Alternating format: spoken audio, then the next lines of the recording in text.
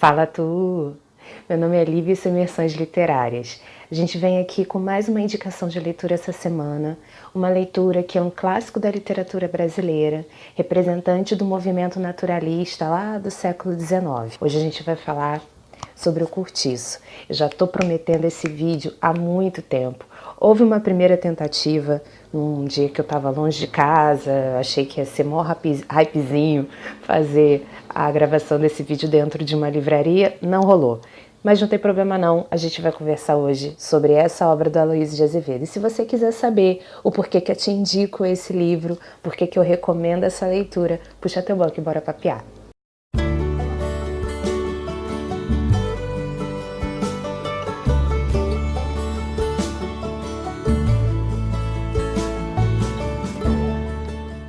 Como eu acabei de falar na introdução, o Cortiço, além de Um Mulato e outras obras da Aloysio de Azevedo, é o representante, talvez assim, mais conhecido do movimento naturalista. E só para contextualizar rapidinho, logo depois que o romantismo meio que saiu de moda, os escritores brasileiros resolveram falar um pouco, deixar um pouco o fanismo de lado, principalmente naquele momento em que você tinha o iniciozinho do levante abolicionista. A gente tem que lembrar que a última geração romântica é a geração de Castro Alves, que era uma geração condoreira, que pedia pela libertação dos escravos, coisa que só foi acontecer no final do século. Esses escritores passaram a olhar para a sociedade de forma mais crítica.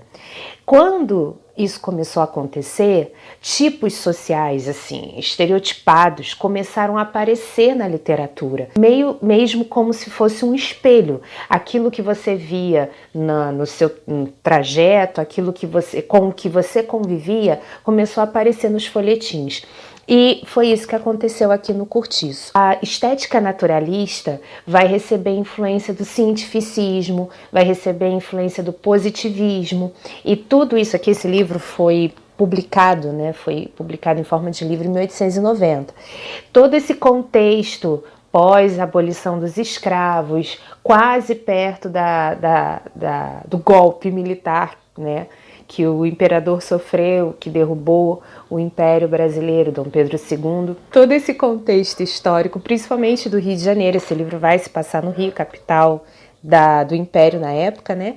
Todo esse contexto histórico vai ser diretamente fonte de onde o narrador vai beber para montar esse quebra-cabeça que é essa história. Cortiço, hoje, a gente pode identificar como se fosse comunidade, como se fosse favela, como se fosse um pombal, vulgo cabeça de porco, conjuntos habitacionais, enfim. O João Romão, falando um pouco da história, João Romão é um portuguesinho que vem para o Brasil trabalhar. Começa a trabalhar num Secos e Molhados, o antigo armazém, a gente se chamava assim antigamente, né, Secos e Molhados. Daí que veio o nome daquela banda do Ney Matogrosso, sacou? O João Romão passa a trabalhar num lugar desse. O dono dessa mercearia, onde ele trabalha, quer voltar, quer ir embora, e ele acaba meio que herdando a mercearia para ele. Então, ele nem precisa bem dizer, apesar de ser um cara super capitalista, querer enriquecer a qualquer custo, ele nem precisa fazer muita força para isso. Ele recebe, ele praticamente ganha essa mercearia do dono, que era o patrão dele, e ele começa, com um tino para negócios, né, com um faro para negócios, ele começa a fazer essa mercearia crescer. João Romão é um personagem que vai te dar um ranço master. Eu posso te dizer assim, eu fiquei com um ranço master. Ele é um embuste dos embustes, porque no primeiro momento ele vai ser apresentado pra gente como um personagem que, porque quer crescer, quer enriquecer a qualquer custo, ele é capaz de passar por cima de qualquer coisa, inclusive da própria saúde, inclusive da própria higiene. Existe aqui algumas críticas, né, a alguns, como é que eu vou te falar, a populações imigrantes que vêm para o Rio de Janeiro nesse momento, principalmente os portugueses, são vistos como, alguns aqui, né, pessoas que não são muito bem asseadas. E eu vou te falar que esse estereótipo permaneceu. Eu me lembro de haver tipo um secos e molhados igual na rua onde eu morava, e era isso que falavam do dono, que ele não era limpo, que tudo lá era, né, imundo, enfim. Se isso era intriga da oposição ou não, é algo que nasceu muito provavelmente dessa imigração de portugueses para cá, desde que Brasil é Brasil, e permaneceu. Mas voltando, João Romão acaba conhecendo a Bertoleza, que é uma escrava. Bertoleza sempre foi uma mulher, apesar de escrava, sempre foi uma mulher muito independente. Ela sempre ganhou dinheiro, porque o dinheiro era dado ao dono dela, mas ganhou dinheiro pelo seu próprio esforço. O que João Romão faz? De olho no dinheiro da Bertoleza, e por causa também das suas necessidades fisiológicas, marquem essa expressão, necessidades fisiológicas, depois eu vou explicar por quê. João Romão mente para Bertoleza, dizendo que conseguiu a sua carta de alforria para ela se amaziar com ele. O que é ser amásia? É ser amigada. Não é nenhuma união estável, é namorar sem casar, sem ter compromisso nenhum. Então ele acaba se amaziando a Bertoleza, ela passa a morar com ele, passa a ser sua mulher e passa a ser a sua escrava. Porque o que acontece? Quando João Romão faz a artimanha dele, na verdade ele rouba Bertoleza desse cara que mora na Bahia. Ela tá no Rio, mas o dono dela tá... O dono dela e depois os filhos, né?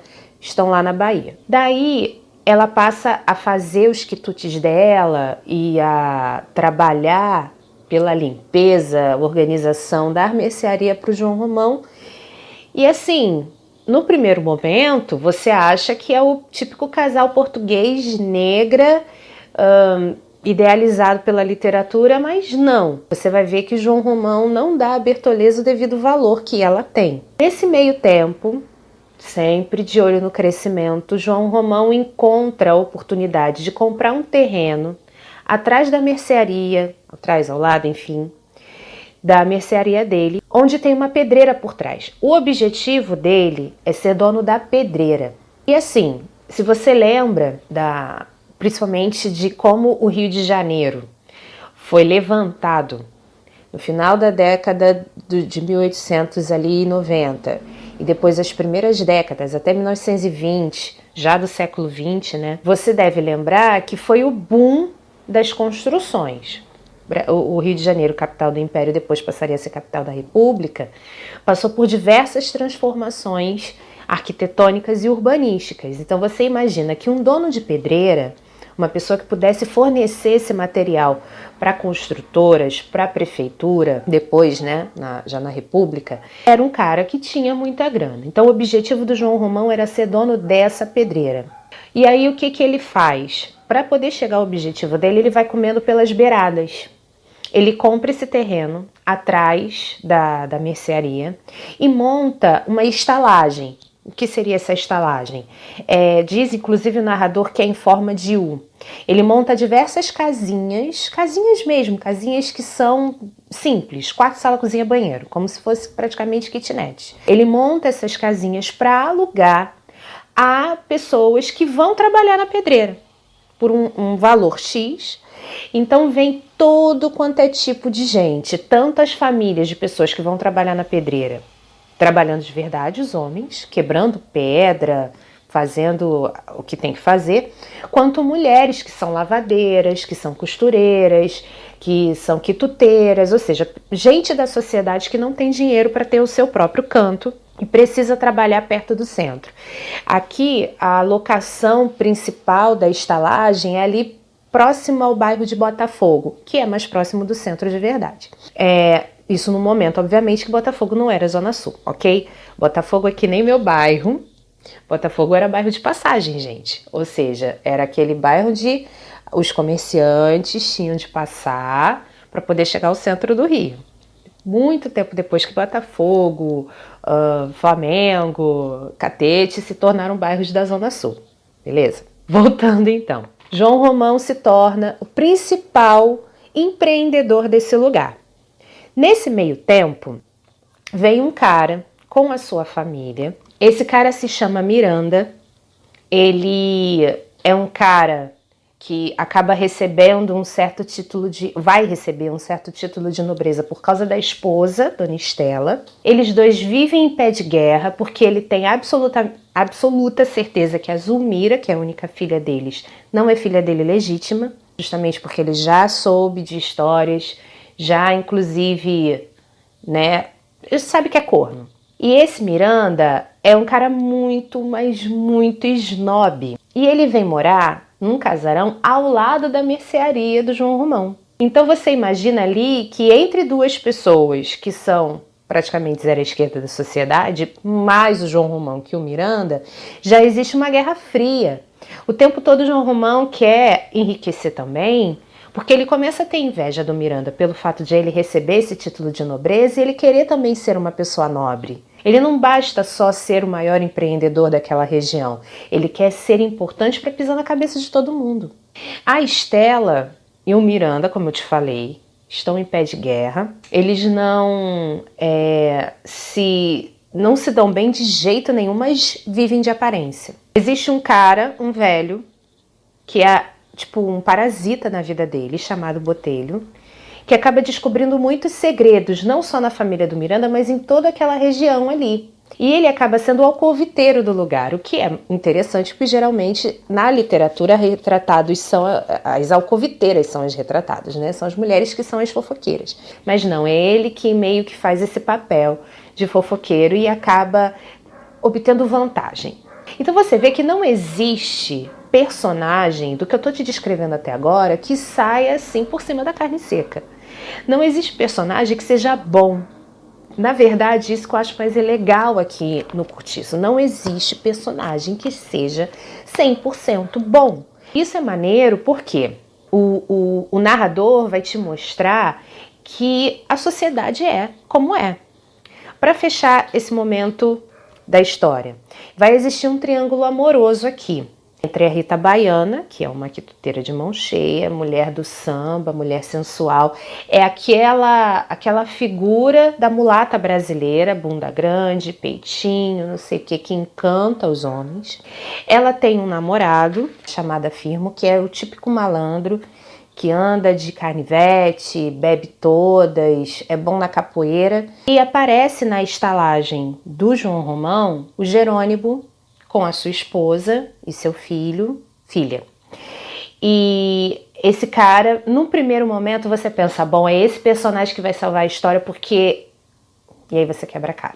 Porque ele se apaixona pela Rita Baiana e você imagina um português que nunca tinha visto aquela forma dos trópicos à frente dele, nunca tinha visto uma pessoa assim tão arrebatadora, e a mulher dele portuguesa, olha o estereótipo de novo do português não asseado. Ele fica de 4 pela Rita. Então você imagina o que vai acontecer com essa família. Existe esse triângulo amoroso aí. Eu não vou falar mais nada porque senão eu vou estar dando muito spoiler. E eu vou te falar alguns motivos pelos quais você precisa ler essa história. Não só pela história em si. Lembra que eu te falei sobre necessidades fisiológicas? Pois então. Na introdução eu te contei que o Cortiço é representante do movimento naturalista, da literatura nacional. O movimento naturalista, aqui principalmente, a gente vai tirar todos os exemplos da estética desse livro. Ele vai comparar atitudes, pensamentos dos personagens a animais. Então, quer ver? Vou te ler uma passagem aqui. A personagem Pombinha é uma personagem que vai mostrar como que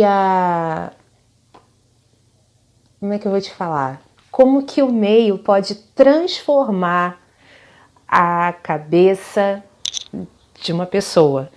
Até certo ponto da história, Pombinha é enfermiça, nunca tinha ficado mocinha, como se dizia antigamente, nunca tinha menstruado. Ela era prometida para casar com um cara, mas o sonho da vida da mãe dela era que ela conseguisse casar, mas para ela casar ela precisava menstruar, ela já tinha passado em muito da idade que normalmente as moças menstruam.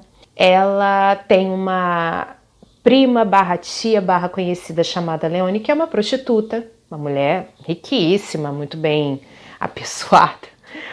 Mas mas que é uma tremenda de uma filha da mãe. Depois de um envolvimento dela com essa moça, que eu não vou te dizer qual é, porque você vai ter que ler, o corpo da pombinha finalmente expele a menarca, então ela se sente mulher pela primeira vez. E antes, assim, eu tô te descrevendo como é pombinha, mas eu não te contei o porquê da transformação. No primeiro momento, ela é a mais inteligente daquele cortiço, ela escreve cartas, porque ali a maioria é analfabeto, então ela escreve cartas para as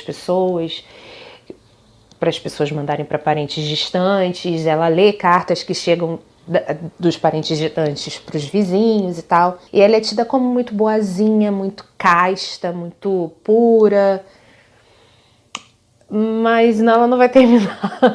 Ela não vai terminar a história assim, não. E aí, ela, num certo momento, depois desses eventos todos, que ela finalmente se torna mulher, ela tá na casa dela, fazendo qualquer coisa, e olha só o que o narrador diz que ela vê.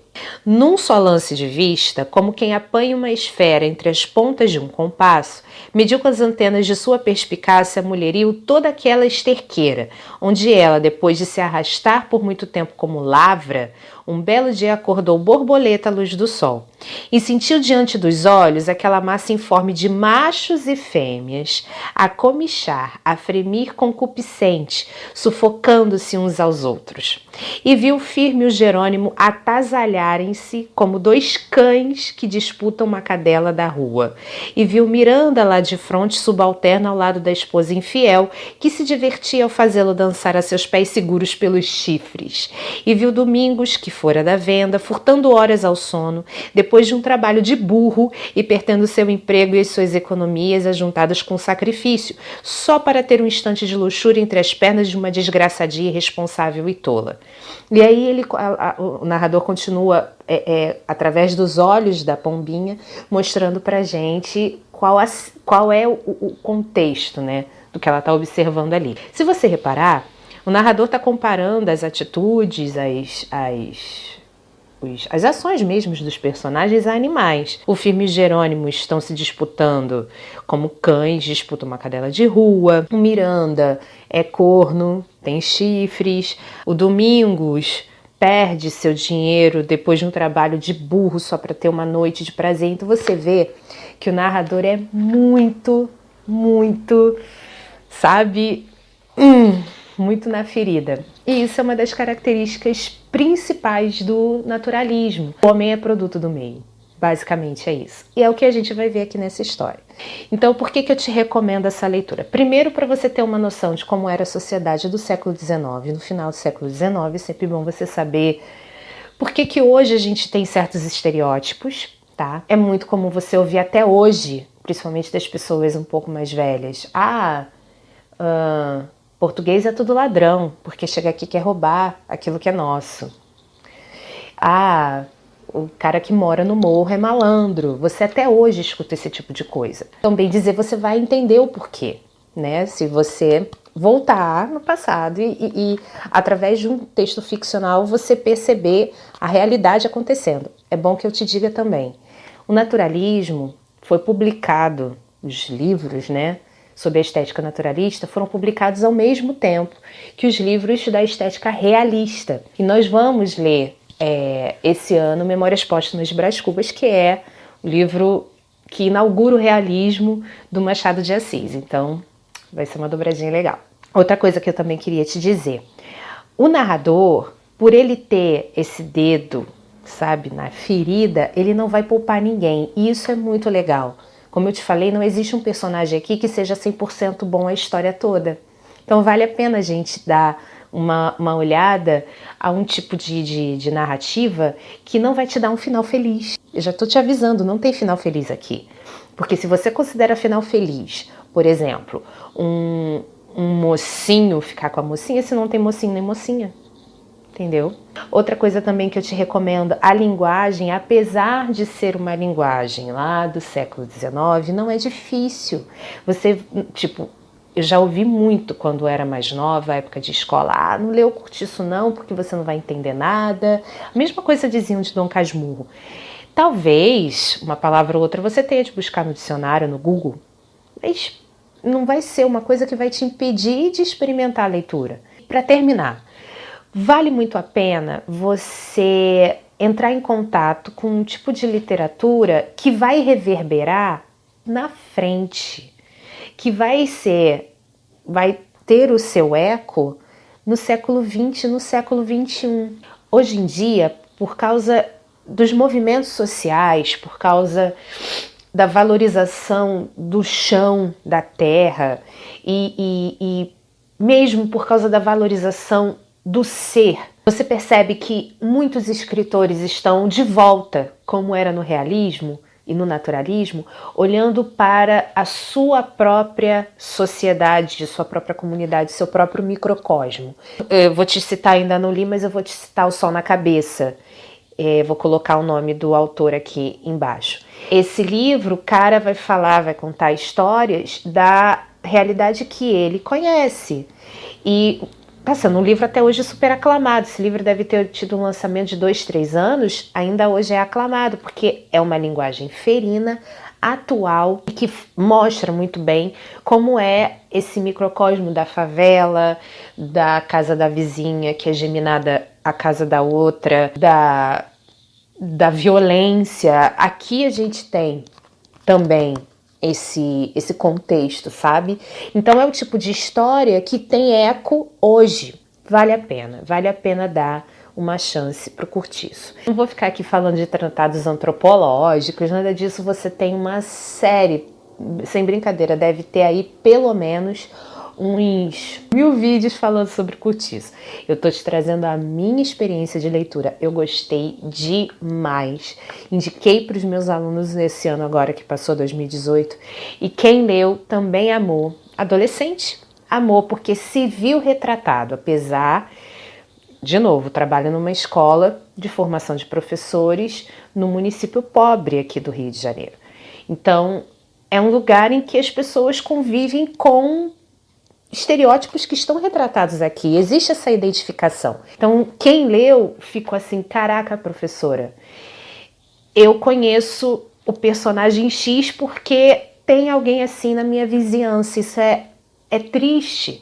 A gente saber que ainda existe esse tipo de situação que acontece ao nosso redor, mas ao mesmo tempo ver que a literatura retrata isso é muito legal e faz com que você se aproxime do texto literário muito mais. Então eu vou ficando por aqui, te agradeço, te peço desculpas pelo vídeo longo, me empolguei, porque falar do Curtiço é se empolgar, não tem jeito.